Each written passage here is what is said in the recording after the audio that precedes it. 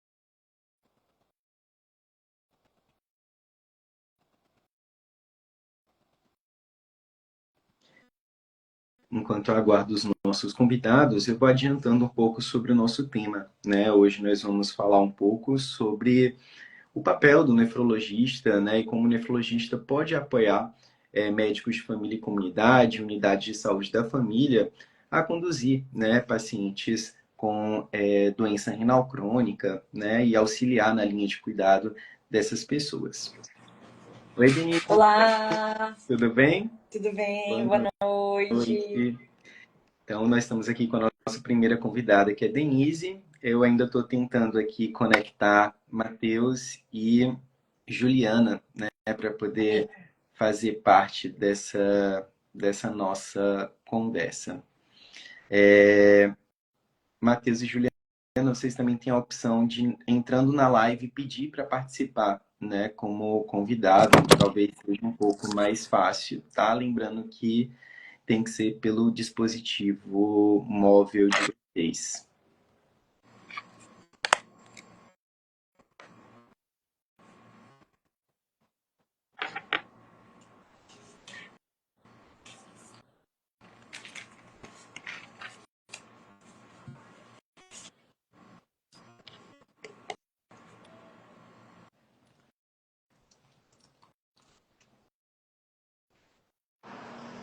Oi, Olá, pessoal. Matheus. Boa noite, tudo bom? Boa noite, tudo bem? Boa noite. Só um minutinho, a gente vai introduzir nossa terceira. Pronto. Oi, Oi, Ju. Juliana, tudo bem? Olá, Boa noite. pessoal. Olá, boa noite. Me enrolei com alguns problemas técnicos aqui, mas Pablo me salvou. Tá vendo? O Então, importante é que estamos agora todos juntos aqui, né? sim. Que bom. Primeiramente, eu queria agradecer a vocês três por ter aceito esse convite, para que a gente possa abrir essa nova live, nossa live no Instagram da Sociedade Brasileira de Nefrologia. E dando continuidade a essas nossas lives, né? Na verdade, abrindo o ano de 2025, nós tivemos agora, recentemente, a primeira oficina de doença renal crônica do projeto Sociedade Brasileira de Nefrologia na atenção primária à saúde. Aconteceu lá no Maranhão, a gente pôde acompanhar aqui pelas redes sociais da Sociedade Brasileira de Nefrologia, e foi interessante que, quando eu pensei nesse tema, eu discuti com o Pablo, quem está liderando aqui, né, o nosso comitê de jovens nefrologistas, da importância de discutir também já bem antes esse tema aqui também na Sociedade Brasileira de Nefrologia, no Instagram, também nas redes sociais.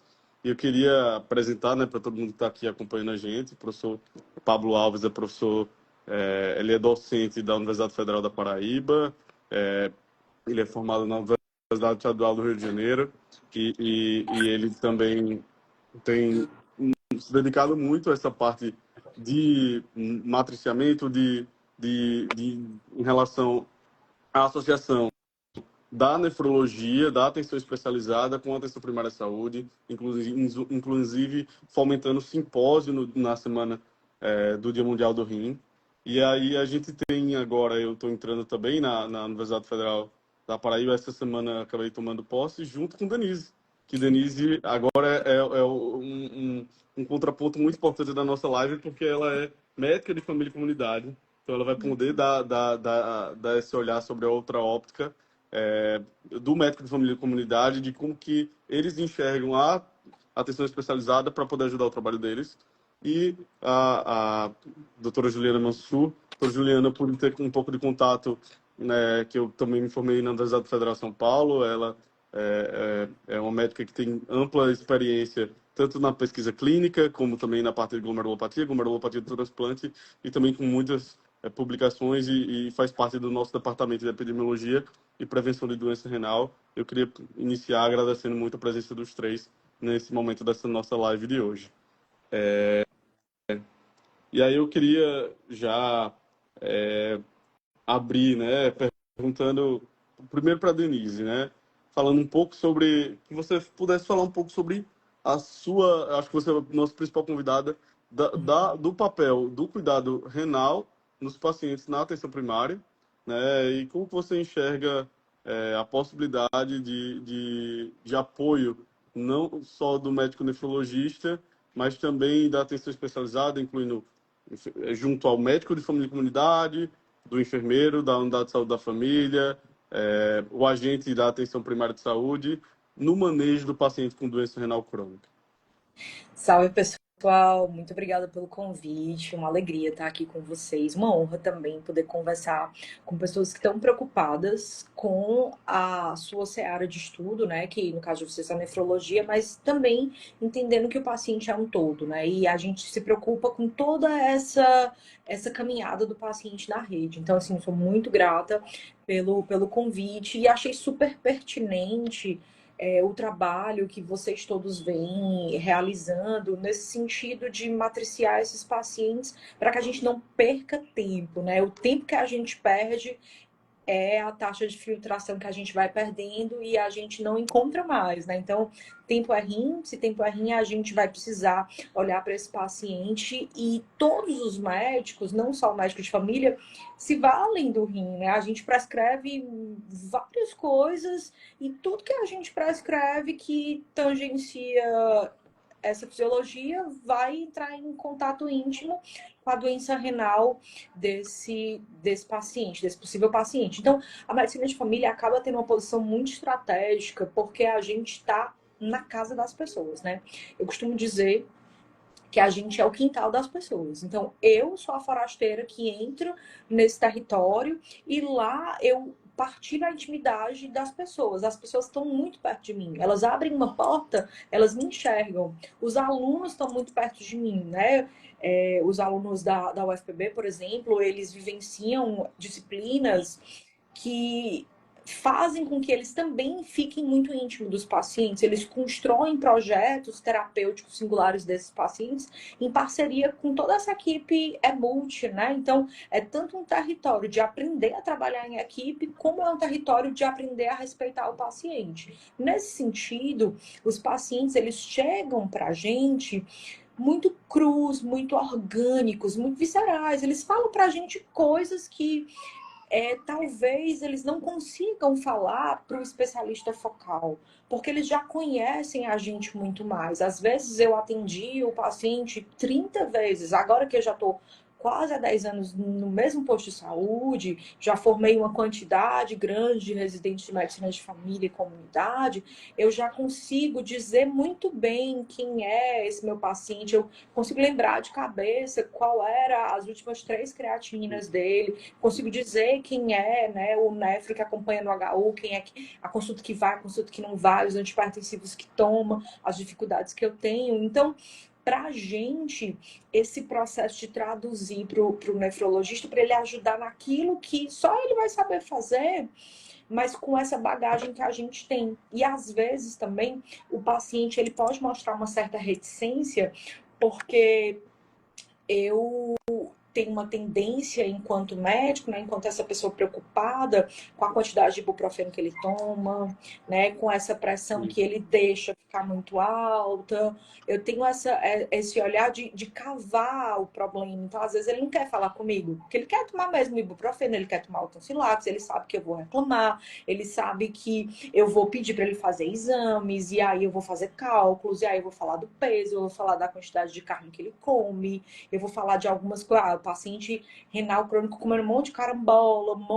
né, tomando um monte de leite, tal, e tal. Então, isso que a gente consegue, às vezes, acessar em muitas camadas. O enfermeiro, às vezes, tateia melhor que eu. Aí, às vezes, o agente me lembra, o seu Damião sumiu, seu Damião tá fazendo diálise, de repente seu Damião falta diálise, abandona a diálise por 2 semanas, aí descompensa. Então, o papel do médico de família, às vezes, é encontrar esse caminho, né? Se você fizer uma pergunta muito fechada para esse paciente, você toma ibuprofeno? Ele vai dizer não, mas ele está tomando Tonsililax, que ele compra no fiteiro, que ele acha que não tem problema. Então, eu acho que a articulação da gente acaba sendo muito semelhante, assim, o paciente chega para mim sem saber que tem um problema, sem saber que tem doença renal crônica. Eu começo a pedir exames e a pedir verificações de pressão, eu encontro um problema. Ele não sente nada. Eu quero encaminhar ele para outro lugar. Por que ele vai se ele não sente nada, se está tudo bem, né? Como é que ele vai para uma consulta, às vezes, mostrar uma encravada, a gente descobre uma creatina de 5,6, que infelizmente é comum, e aí, de repente, o cara ganha terapia renal substitutiva, né? Então, esse cuidado é muito, assim, precisa ser muito conversado, porque, às vezes, a gente também percebe umas prescrições dos médicos mais jovens que chegaram ali na atenção primária sem uma formação específica para atuar lá, querendo, assim, a paciente está com edema, eu boto um monte de furosemida, tá tudo certo, ou então pedindo um monte de ureia e não calculando o clearance, ou então não pedindo uma relação albumina-creatinina, e aí a gente vai conversando e participando dos simpósios, e entrando em contato com vocês, a gente vai colhendo informações que de fato vão poder dar mais qualidade de vida para essas pessoas e poupar, né, que essa doença renal progrida. Então, eu acho que o nosso papel, quando a gente cola em bons educadores, como, por exemplo, o caso de Pablo, que está nessa missão, que dedicou o mestrado dele e já tem transformado a nossa realidade paraibana, né? A gente está conseguindo, aos poucos, se educar e esse efeito é quase que em cadeia, né? A gente pega um médico e esse médico acaba virando um multiplicador, né, desse conhecimento. E aí aqui a gente tem a chance de não deixar esse paciente fugir, né? Se ele foge, a gente corre atrás dele. Eu acho que é um dos grandes avanços, assim, porque a gente até tem tecnologia suficiente para gerar um prontuário eletrônico que desse alertas, né? Ah, tal paciente faz 6 meses que não aparece aqui. Consulta passada ele tinha essa creatina de 6. O que aconteceu com ele? Só que a gente não consegue fazer com que o SUS viva essa realidade. Então a gente vai realmente de uma maneira muito artesanal produzindo essa realidade. Eu acho que a ideia que eu queria passar era mais ou menos essa. É verdade. E assim, é uma ideia de quem está na ponta, né? De quem está literalmente vivendo o dia a dia do cuidado do paciente renal, porque muitas vezes a gente enfrenta uma linha de cuidado do paciente renal que a atenção especializada, além de não atrasar muitas vezes o referenciamento em alguns lugares do país, desse paciente chegar até o nefrologista, são pacientes que chegam, a gente não consegue pegar eles desde os estágios mais iniciais, a gente precisa capacitar o médico de família e comunidade para que um paciente com estágio 3, por exemplo, ele possa fazer o manejo mais do que adequado do paciente com doença renal crônica. É possível e eu tenho certeza que a gente vai caminhar para que isso aconteça muito em breve.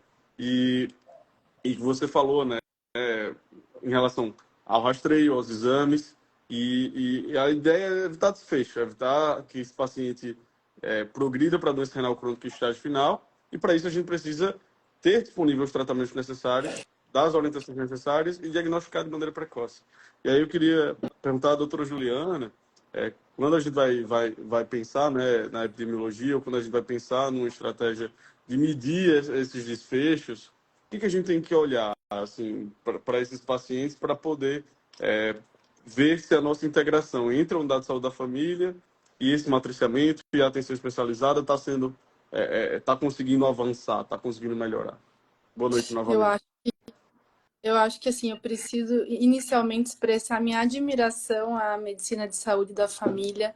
Eu passei por esse estágio na faculdade, mas eu acho que é fundamental vocês observem que a gente identificar os pacientes hipertensos, diabéticos, a gente já está cobrindo uma grande parte dos pacientes com doença renal ou com fator de risco para doença renal.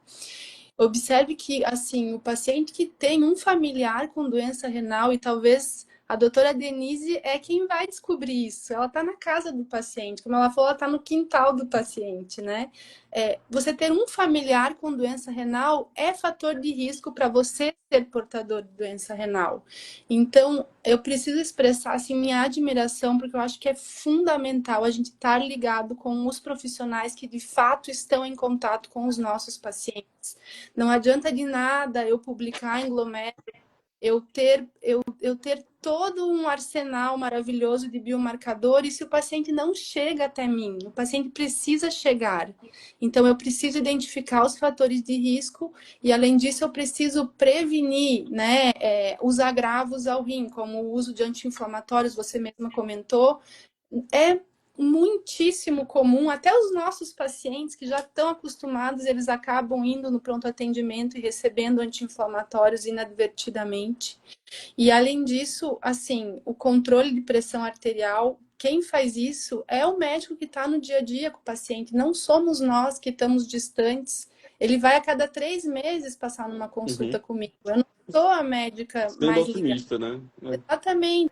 Então, assim, eu acho que a UBS, a saúde da família, os médicos que estão fazendo esse papel exemplar, eles têm uma arma poderosa nas mãos, né? E eu imagino a dificuldade de lidar com um volume grande de pacientes com problemas diversos.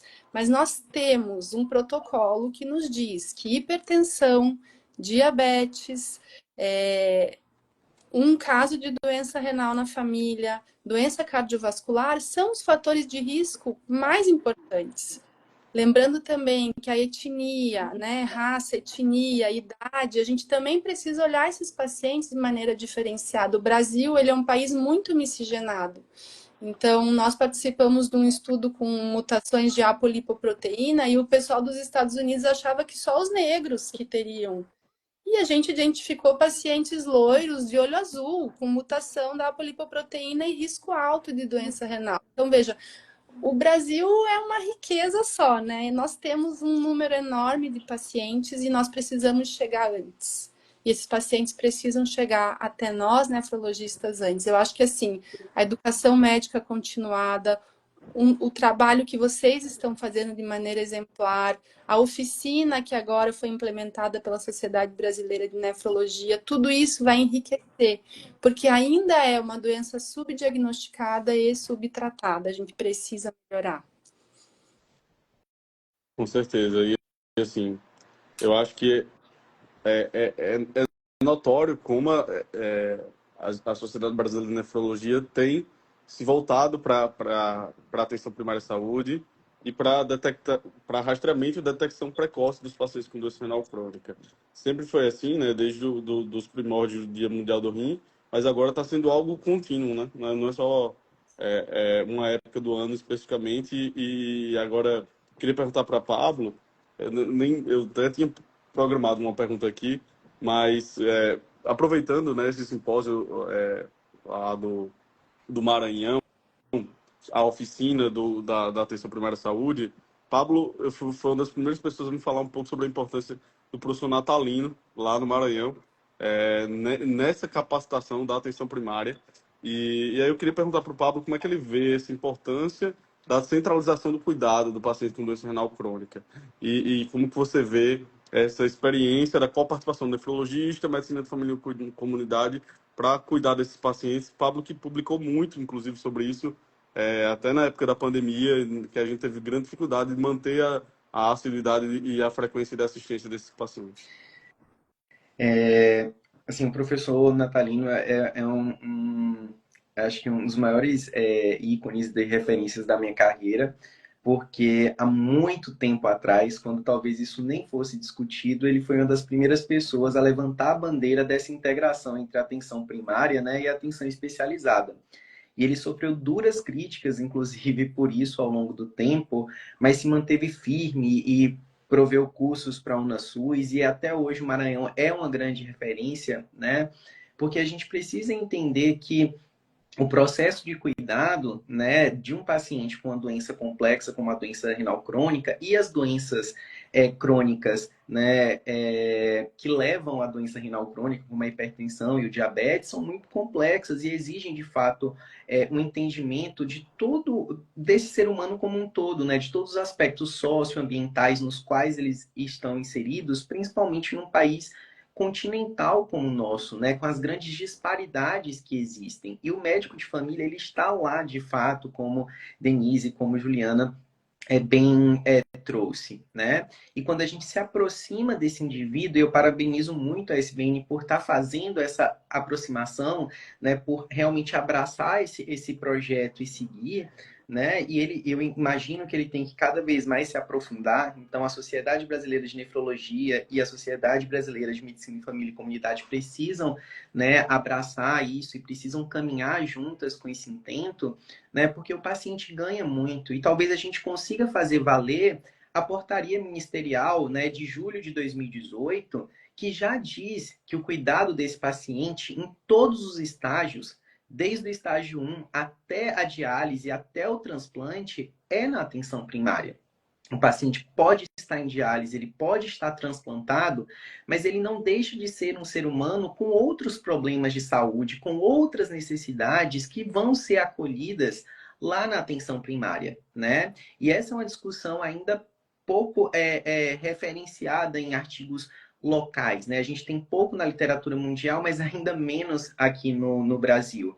E pelo menos na nossa casuística aqui, o que a gente vê é que cerca de 60%, 70% dos pacientes têm um médico de família antes da diálise, mas quando ele vai para a diálise, só 4% mantém o acompanhamento com o médico de família, né? 91% centraliza o cuidado com o nefrologista e isso leva a uma fragmentação desse cuidado, né? O ACS, ele também é importante. Ele mora na comunidade, ele conhece a realidade daquele indivíduo, ele sabe o que está acontecendo naquela família. E às vezes o paciente falta a diálise por alguma demanda social que a gente não sabe, né? Mas que o pessoal da atenção primária consegue ver. E a gente não tem dificuldade em articular com esses profissionais, com essas pessoas, né?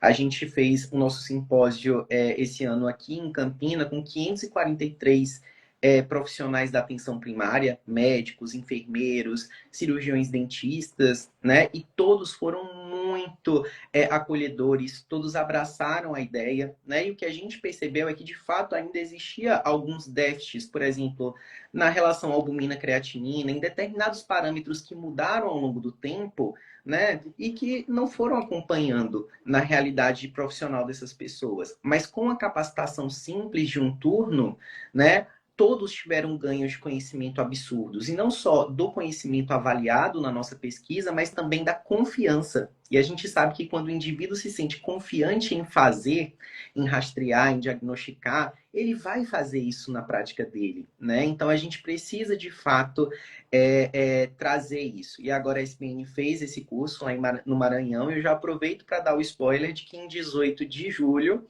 eles estarão aqui, lá em Campina Grande, fazendo esse curso também aberto para todos os profissionais médicos, né, que tenham desejo aí de fazer essa capacitação. Então, eu imagino que esse, de fato, é o caminho, né, articular fazer uma ponte, né, de comunicação entre a atenção primária e a atenção especializada, para que a gente possa trabalhar juntos, né, cada um trazendo ali a sua potencialidade, a sua expertise e fazendo trocas. Porque da mesma forma como o médico de família pode aprender com a gente sobre DRC, a gente também pode aprender com ele sobre cuidado centralizado na pessoa, né, e tantas outras coisas que a gente tem visto nos congressos sendo trazidos, né, pelo próprio Keidigo aí, como uma realidade cada vez mais próxima da gente. Com certeza. E parabenizar não só a Sociedade Brasileira de Nefrologia, mas a Divisional Maranhão, a Prefeitura Municipal de São Luís e também a EBSER, lá do Hospital Universitário, que colaborou junto com esse primeiro simpósio. E falando agora um pouquinho, você vê que o pessoal que está acompanhando a live é um pessoal meio heterogêneo, tem desde nefrologistas até alguns pacientes, para que a gente possa também falar um pouquinho sobre o rastreamento da doença renal crônica em população de risco. É o que a gente sempre fala, né? Mas principalmente na época, quando está mais próximo ao Dia Mundial do Rim. Mas eu queria perguntar pedir que Juliana destacasse de maneira breve, assim, quais são os critérios mais simples e efetivos que a gente pode utilizar para poder recomendar o rastreio de doença renal crônica nos pacientes, principalmente com pressão alta, diabetes, pacientes idosos. Quais são os exames, os testes e quais os outros critérios que a gente deve rastrear? Você já tinha adiantado, hein? A gente precisa, então, identificar esses pacientes de risco, que nós já comentamos nos comentários anteriores, e a gente vai precisar ter uma noção da taxa de filtração glomerular estimada. Eu vou estimar o quanto que esse paciente tem de funcionamento renal. E aí a gente pode fazer um simples exame de creatinina, que é um exame de sangue. Você coleta a creatinina do paciente e você estima, através das fórmulas, a taxa de filtração glomerular. Além disso, um exame de urina simples ou até mesmo dipstick, se tiver na unidade de saúde ou se for mais fácil fazer a urina nos dá informações valiosas. A gente consegue olhar muitas coisas, desde tubulopatia, glomerulopatia. Então, a gente vai olhar hematúria, vai olhar proteinúria, vai de fato entender se esse paciente tem alguma condição que precise ser seguida. Se esse paciente tem uma... E aí a gente, dentro da urina, vai fazer a relação albumina-creatinina, né? E se ele tiver valores elevados, ele vai ser encaminhado. Agora, o tempo que é colocado pelo guideline é 3 meses de retorno se tiver alguma coisa alterada, e eu preciso de 3 meses consecutivos para identificar um paciente com doença renal. Caso contrário, esse paciente vai fazer anualmente esse rastreio, né? Vai focar na base, que é controlar a pressão arterial, controlar o diabetes, a hemoglobina glicada, evitar o uso de anti-inflamatórios, fazer atividade física, modificar o estilo de vida do paciente. Acho que isso é dificílimo, é cultural. A gente fala em todas as consultas, mas observem que se eu identifico esse paciente, eu introduzo os inibidores do sistema renina-angiotensina, seja como antihipertensivo ou como antiproteinúrico, eu até anotei aqui da meta-análise dos estudos randomizados, eu tenho uma redução de 30% a 39% do risco de falência renal. É muita coisa. Eu tenho uma redução de quase 20% nos eventos cardiovasculares, simplesmente identificando e colocando um remédio que tem na unidade de saúde. Assim, gratuitamente, sim, né? Gratuitamente. Qualquer paciente vai usar. Ele não precisa estar no nefrologista para ter essa conduta, né? E hoje em dia a gente também tem outras ferramentas para evitar a progressão da doença renal. Então, os inibidores da SGLT2 se mostram extremamente benéficos. Pacientes com doença renal já identificada, com proteinúria e com ou sem diabetes, também tem uma redução de mais de 30% no risco de falência renal. Então, observem que são medidas simples. Eu preciso simplesmente achar o paciente, identificar e convencê-lo de maneira empática, né? Porque a gente precisa se colocar no lugar do paciente. Não é fácil você ir num médico, escutar um monte de coisa e sair fazendo tudo que a pessoa manda. De maneira empática e demonstrando o seu interesse no caso, são maneiras simples que a gente tem de mudar o curso desse paciente, né? Então, eu acho, assim, fundamental a gente se encontrar aqui, fundamental conversar disso todos os dias. A gente vai conseguir. Vai. Sim, vamos conseguir avançar e você mencionou bem. acho que o protocolo clínico de diretrizes terapêuticas, com a estratégia para atenuar a progressão da doença renal crônica, inclusive com a publicação do PCDT durante o último dia do último Congresso Brasileiro de Nefrologia e a disponibilidade do inibidor de SGLT2 agora muito mais disponível para os nossos pacientes, eu acho que de fato vai mudar a história natural do acompanhamento desses pacientes. Você falou um pouco sobre como diagnosticar de maneira precoce o exame da creatinina para a gente estimar a taxa de filtração glomerular e a relação albumina-creatinina ou o exame de urina para a gente poder diagnosticar de maneira precoce e introduzir esse paciente na linha de cuidado do paciente com doença renal crônica. E aí eu queria perguntar para a Denise, na vida real, na prática, no dia a dia, para poder solicitar esses exames de rastreio e dar esse diagnóstico, né? E controlar também os principais fatores de risco para esse paciente desenvolver doença renal crônica, já que a gente pode atenuar aí na prevenção quaternária do paciente ainda já com hipertensão ou diabetes, por exemplo. Quais são as dificuldades que você vê no dia a dia do médico de família e comunidade? Uma das principais dificuldades é o entendimento do paciente que não sente nada, que ele pode vir a ter uma doença grave. Os pacientes com nefrolitíase, por exemplo, eles são muito mais preocupados com a saúde renal deles do que os hipertensos e diabéticos. Então, tem uma população gigante que não entende a necessidade de fazer esses exames. E eu também tenho uma população de médicos que são do Mais Médicos e são de outros programas que têm menos supervisão, que às vezes chegam a pedir, por exemplo, uma creatinina e encontram uma creatina de 1,2, 1,3 e não calculam clearance. Ou então calculam com fórmulas mais antigas, com as fórmulas de Crocott, médicos que acabam perdendo a chance, às vezes, de pedir um sumário de urina, não entendendo que existem hematúrias que são microscópicas, que são de repetição, que podem ter alguma simbologia, não entendendo, às vezes, a necessidade de ter um controle pressórico mais rigoroso, ou então desconhecendo algumas nuances do sistema. Um exemplo que eu quero dar é o da farmácia popular. Na farmácia popular, eu consigo prescrever enalapril, consigo prescrever essa droga que vai atuar como um antiproteinúrico e vai atuar como um antihipertensivo. Só que se você não obedecer à prescrição com os detalhes do programa, o paciente não consegue pegar esse remédio. Se você prescreve, por exemplo, 20 miligramas de enalapril 2 vezes ao dia, o paciente não consegue pegar essa medicação, porque a farmácia popular está disponibilizando de 10 miligramas. Então, você precisa conhecer a farmácia local e como esses remédios são dispensados, certo? A gente ainda vê pacientes diabéticos e hipertensos usando um monte de beta-bloqueador, mesmo sem doença coronária documentada, porque em algum momento essas pessoas aprenderam que os beta-bloqueadores eram drogas de primeira linha. Então, a gente acaba perdendo a chance de proteger esses rins dos pacientes, ou então associações mais esdrúxulas, misturando brás com IECAS, assim, isso a gente ainda vê, e por isso que parece bobeira, mas Brasil adentro, nas cidades que são mais distantes das capitais, mais distantes da universidade, que a gente não tem contato com os estudantes, porque o estudante acaba instigando um pouco, né? Essas práticas são ainda menos cuidadosas. Outra dificuldade que a gente tem são com os esfíngmos, né? A gente tem uma população obesa. E aí eu não tenho esfíngmo que seja adequado para essa população. E aí a gente utiliza aquele esfíngmo médio com um braço, às vezes, de 46, né, centímetros, e essa braçadeira não é apropriada e as pessoas não fazem esses ajustes.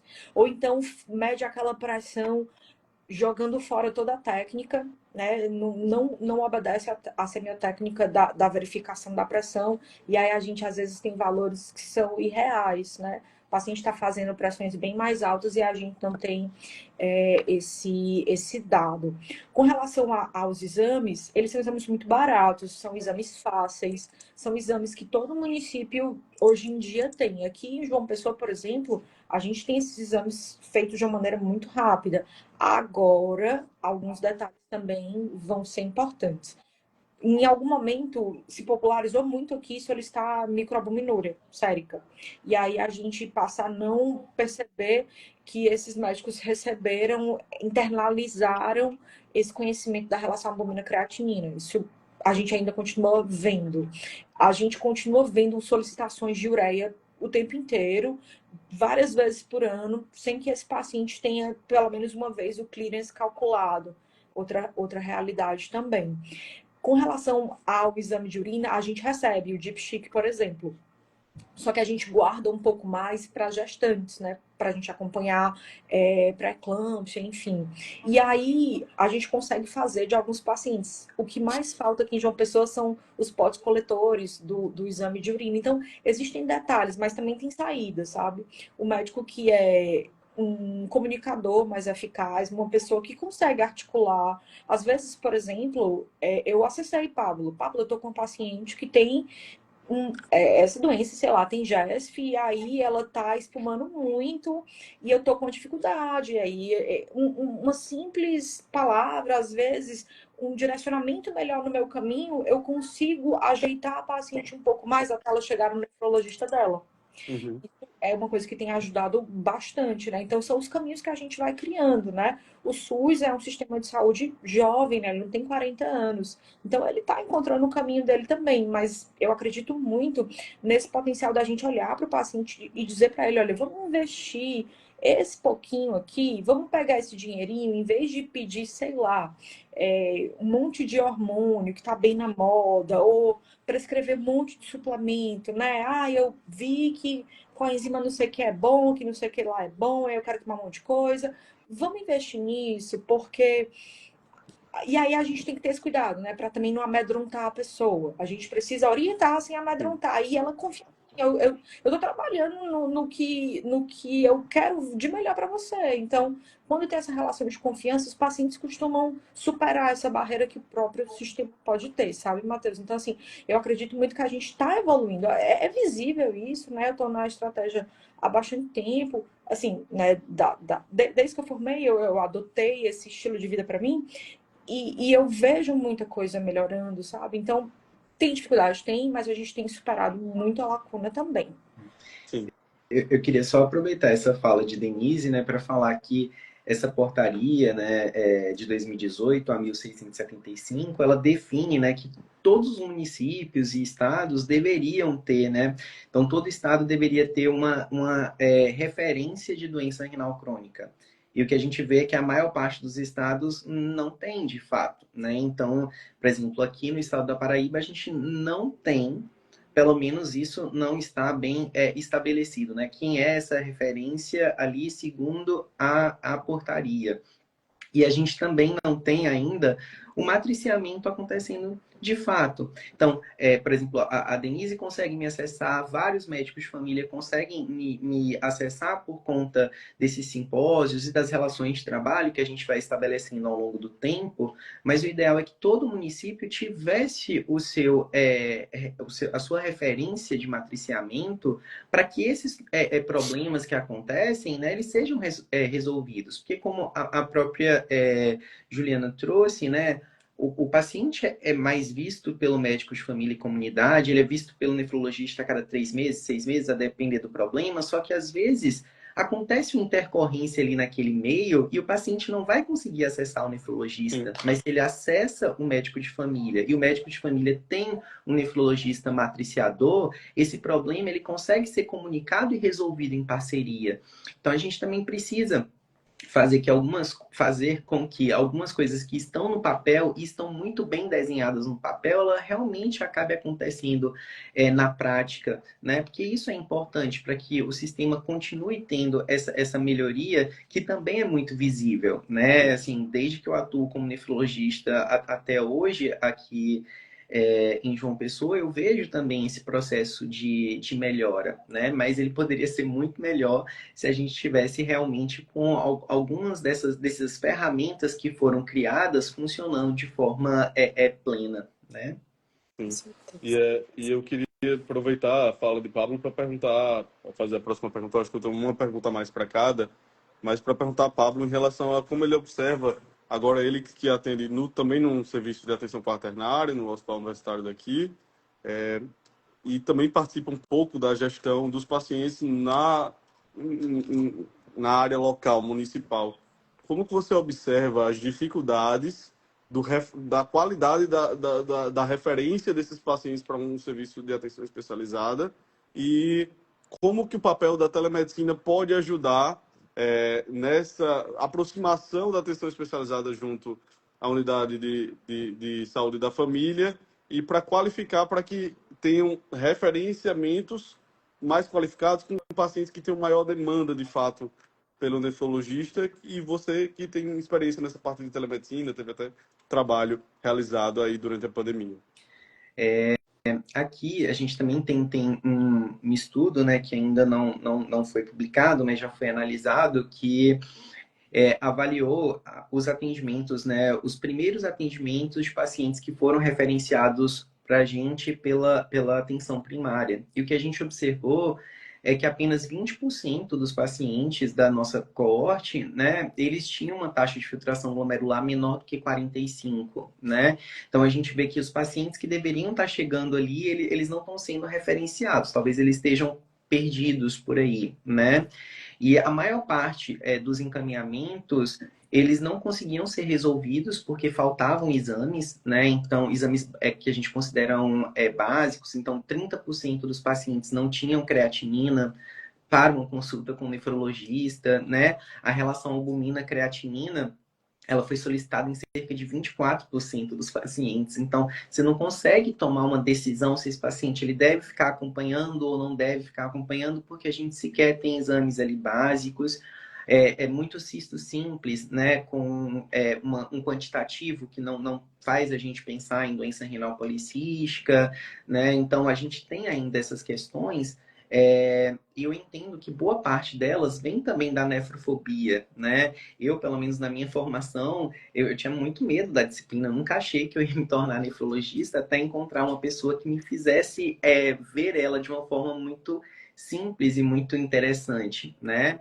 E quando a gente se aproxima dos médicos de família que talvez tenham tido a mesma experiência que muitos de nós na faculdade, e a gente começa a dialogar com eles e achar formas de mostrar como algumas coisas são de fato simples de serem conduzidas, a gente consegue melhorar esses encaminhamentos. Eu pretendo, né, daqui a alguns anos, refazer o estudo para a gente ver o impacto, né, de fato, dessas capacitações no nosso referenciamento. Mas um dos trabalhos que tem sido feitos aqui em João Pessoa em específico, ele tem sido feito por um médico de família, né, que é o Eduardo Simon, que está agora na regulação. E ele pegou todos os encaminhamentos para o nefrologista, eram diversos, e ele saiu filtrando, né, e vendo que muitos dos casos realmente eram casos simples e que não precisavam nem ser vistos pelo nefrologista. E foi conduzindo, e ele foi referenciando para o nefrologista, né, para fazer uma outra triagem especializada, para ver algumas coisas que poderiam ser resolvidas de fato com uma conversa com um colega, né, ou reduzir esse encaminhamento de pacientes com exames básicos que não foram solicitados, fazendo esses exames serem solicitados antes do encaminhamento para aquele especialista, muitos casos urológicos que acabam sendo encaminhados para o nefrologista, né, e acabam sendo ali redesignados para outro especialista. E a nossa experiência na pandemia, ela foi muito bacana, né? A gente, de fato, conseguiu atender os pacientes através da telenefrologia, né? E também através da teleinterconsulta. Então, a gente fazia consulta com um paciente, por exemplo, em uma cidade do interior da Paraíba, 300 quilômetros daqui, 400 quilômetros daqui, e esse paciente estava lá com o médico de família dele, e eu estava aqui do outro lado, e a gente conseguia conduzir essa consulta, fazendo com que eu aprenda com o médico de família, né, sobre a abordagem dele, ele aprenda comigo sobre a minha abordagem, e o paciente está sendo visto, está sendo tocado, e a gente consegue ter uma resolutividade ali na maior parte das situações, né? Então, eu acho que a telemedicina é, de fato, um instrumento que pode potencializar desde a triagem do paciente, né, para ser encaminhado para um ambulatório, para outro, até mesmo para entender, ele precisa ser visto por um nefrologista, mas ele precisa ir para um ambulatório de doutora Juliana, por exemplo, que é um grande nome da Glomérulo, do transplante, ou talvez esse paciente vai se beneficiar de uma consulta em um centro que não seja um hospital Nefrologista geral, né, por exemplo. terciário, isso, mas que tem um nefrologista capacitado para manejar aquele caso. E também para fazer essas teleinterconsultas, né? Nessa mesma pesquisa da gente, nós notamos que o paciente ele gasta cerca de 5 a 10% do salário dele para conseguir ir para uma consulta, mesmo com o TFD. porque às vezes o paciente precisa pagar um acompanhante, porque o filho não pode parar o trabalho, ele sai às vezes de uma viagem que começa às 5 da manhã e que só vai retornar, chegar na sua casa às 20 horas da noite, né? Então, esse paciente vai ter que se alimentar fora. Isso é um gasto muito grande para esse paciente. E quando eu incorporo essas tecnologias, esse paciente consegue ser visto na casa dele, sabe? Isso melhora, inclusive, a vinculação desse paciente, porque deixa de ser um transtorno ir para aquela consulta, né? Passa a ser algo menos dispendioso também. E a gente precisa pensar, né, nessas coisas para que esse paciente ele tenha um cuidado que realmente seja adequado à realidade dele, né? Para a maior parte de nós, a gente acorda, a gente toma banho, vai lá trabalhar e é mais um dia. Mas para aquela pessoa é um dia muito especial, né? Ela teve que fazer tantas coisas para poder, às vezes ela esperou 6 meses por aquele momento, né? E a gente precisa pensar em como que esse momento pode ser melhor para que essa pessoa realmente tenha um cuidado bacana, né? Sim, com certeza. E esse momento da consulta também com o especialista é muito baseado na importância também da contrarreferência, de ter a possibilidade de devolver a nossa impressão para o médico de família e comunidade. E eu acho que o médico de família e comunidade, em vários lugares, vários centros, ainda, quando a gente, por exemplo, for pedir uma fístula, for pedir um Doppler, o paciente vai levar aquele pedido para a unidade básica de saúde da família para solicitar aquilo. E aí, ou seja, até nesse contexto, a contrarreferência é importante. Porque quando o Departamento de Epidemiologia e Prevenção de Doença Renal faz, né, o censo brasileiro de nefrologia, a gente vê que nossa realidade é de mais de 170 mil pacientes em terapia renal substitutiva no nosso país. E que a gente tem um grande desafio, que é o de diagnosticar de maneira precoce. E aí eu queria ouvir da doutora Juliana uma última mensagem. Quando a gente olha para esse censo, olha que a maior parte da prevalência dos pacientes que estão sobre essa situação são diabetes e hipertensão, que são doenças crônicas que a gente pode lançar mão de estratégia já muito eficaz de mitigar esse risco. Quando a gente vê que esses pacientes, a grande maioria, entra em diálise com um catéter, duplo lumen para poder iniciar, de curta permanência para iniciar a hemodiálise. Como que você acha que essa contrarreferência, né, a comunicação do médico devolver essas informações para o médico de família e comunidade vai ajudar a gente a melhorar esses nossos números de epidemiologia aqui no Brasil? Eu estava até pensando nisso que o Pablo estava comentando sobre a telemedicina. Eu não tenho tanta experiência, mas assim, a gente tem que partir do princípio que o nosso paciente é crônico. Ele é um paciente crônico. Isso não necessariamente é ruim, mas é um paciente que vai necessitar de um cuidado contínuo, né? E nesse aspecto, a telemedicina deve ter muito benefício, porque imagine que reduz custos, como o Pablo mesmo comentou, o paciente não vai gastar com alimentação, ele vai estar na casa dele. É um paciente que precisa de uma equipe multidisciplinar, então a gente pode fazer uma consulta que esteja um enfermeiro, que esteja nós, nefrologistas, que esteja um médico de saúde da família, eventualmente até o nutricionista, por que não? E aí a gente junta tudo em 1 hora, né? Então o paciente não demorou 6 horas para chegar no centro, e com certeza isso dá mais ânimo para o paciente continuar. E assim, eu queria fazer esse comentário sobre a telemedicina e por fim, tem um material que para participar dessa live eu acabei estudando um pouco. Tem um material do Ministério da Saúde que eu não sei se vocês conhecem, das linhas de cuidado, que está no Gov. É muito bacana. Eu confesso que eu tinha passado muito rápido e eu vi ponto a ponto. Então, dependendo de aonde você está, com que tipo de paciente que você está. Então, a gente também tem ferramentas já prontas. Talvez a gente não precise criar nada. Nós já temos as ferramentas. A gente precisa aplicar e difundir essas ferramentas para os profissionais. Para uma pessoa ser médica, ela não, assim, ela quer ser médica, então ela vai seguir o melhor para o paciente, né? Eu acho que é isso, é orientar e da minha parte, eu acho que assim, eu fico sempre à disposição para discutir todos os casos. Meu telefone, meu WhatsApp, todo mundo tem, porque é um prazer mesmo poder discutir os casos de glomérulo, poder discutir com a minha orientadora, que é a professora Giana, poder levar o melhor para o paciente. Eu fico muito à disposição da SBN, a gente está no departamento e reitero assim a minha admiração à medicina de saúde da família, ao agente de saúde da família. Eu acho que tem um poder enorme no nosso Brasil. Com certeza. Eu acho de fato, é um time de cuidado, né? Para formar um plano terapêutico para cada paciente. É algo individualizado. Exato. E, por fim, eu queria pedir para a Denise encerrar com outro comentário, para que ela possa falar um pouco sobre o que Pablo e Juliana falaram, né? Se complementou, que essa outra segunda parte da live, eu quis realmente que vocês pudessem partilhar um pouco sobre a importância da referência e contra-referência, e como que a gente pode qualificar isso. Quais são as dificuldades que você vê agora no seu ponto de vista, que tá lá na ponta da cadeia, e como que você faria para traduzir, né, esses conceitos e a importância do matriciamento, dessa nossa live para os pacientes que você atende? Eu queria reforçar que na atenção primária a gente não dá alta para os pacientes. Eu não posso tirar eles de onde eles moram. Eu sou inteira.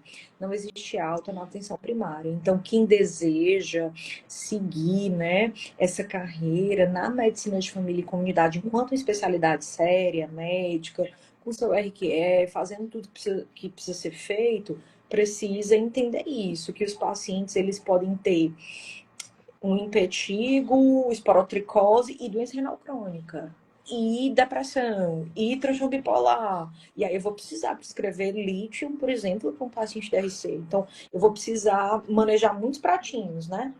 E aí isso vai exigir que eu saiba onde procurar os conceitos seminais de tudo, porque o paciente é um todo. Então, preciso conhecer todas as linhas de cuidado do Ministério, porque lá tem tudo que é de direito do paciente. E quando você vai passeando nas caixinhas, você vai ver que a atenção primária ela vai se entranhar em tudo, né? Então, é necessário que você conheça essas premissas e que você tenha respeito pelos sistemas, né? Eu sempre digo isso. Então, respeita a via aérea, respeita o rim, respeita, né, as transaminases, sai respeitando tudo, sai pensando nesse doente como um todo. E a gente quer uma coisa só, o melhor para o paciente, né? Um médico com M maiúsculo vai ficar muito feliz com os bons resultados do paciente, né? E é por isso, porque a gente tem esse compromisso ético, social, que a gente vai o tempo inteiro batalhar pelo melhor. Se o melhor é precisar falar com várias pessoas e articular vários saberes, caminha aí pelo bem do teu doente, né? E aí a gente vai informando as pessoas e promovendo um ciclo virtuoso. E também queria chamar a atenção para todos aqueles que estão na saúde da família, mas não têm essa especialização e esse olhar, para que sigamos estudando. Porque quando a gente vai encaminhar para o NEF, quais são os elementos fundamentais? Eu preciso olhar para aquele gráficozinho da Cadigo e entender, né, onde que o cara tá, né? Ele é um gráfico quente, né? Eu preciso localizar esse doente. Não vamos gastar essa vaga nobre, rara, para um cisto simples, né? Vamos tentar entender minimamente esse doente. O que é que Matheus, Pablo, Juliana vão fazer com a ausência de informações? Eu preciso levar esse doente, fazer esse caminho com boas informações. Então, encaminhar bem para manter o bom cuidado e lembrar que a gente não só está lidando com doenças permanentes, né, que atravessam a estrutura dessas pessoas, atravessam suas vidas, como multimorbidades, né? As pessoas têm 3, 4 doenças, mas elas não são só isso. Então, entender que um paciente renal crônico tem uma vida sexual, por exemplo, tem uma vida dermatológica, tem desejos, quer trabalhar, onde é que ele se localiza, né? E é isso, assim, eu acho que essa comunhão das nossas sociedades, né, da medicina como um todo, elas visam um benefício do brasileiro, né? A gente quer que cada vez menos a gente tenha doenças renais crônicos, porque a gente vai entender que a gente está protegendo as pessoas e a gente está gastando menos do sistema de saúde, e a gente vai poder injetar esses recursos em outros espaços, descobrindo outras coisas, investindo em outras coisas. Então, é um compromisso social de pessoas que acreditam que o Brasil ele pode evoluir, um compromisso médico, né? Eu acho que de nós quatro aqui, acho que a gente partilha esse mesmo entendimento de que a gente vai sempre trabalhar para proteger. E aí eu queria também agradecer o espaço, agradecer o convívio com vocês. Cada vez que a gente se encontra, a gente aprende e que a gente seja essa esponjinha, né? Que a gente acumula esse conhecimento para ir espichando em todos os pacientes que precisem do nosso cuidado. A gente que agradece, a gente que agradece a você, Denise, pela disponibilidade de estar aqui, por ter realmente enriquecido essa nossa discussão dessa doença que a gente tem que estudar. Não só a doença, como você falou, mas a pessoa e os interesses dela, né? Não só estudar a taxa de tração glomerular estimada, a albuminúria desse paciente, mas também como que a doença renal impacta a vida desse paciente.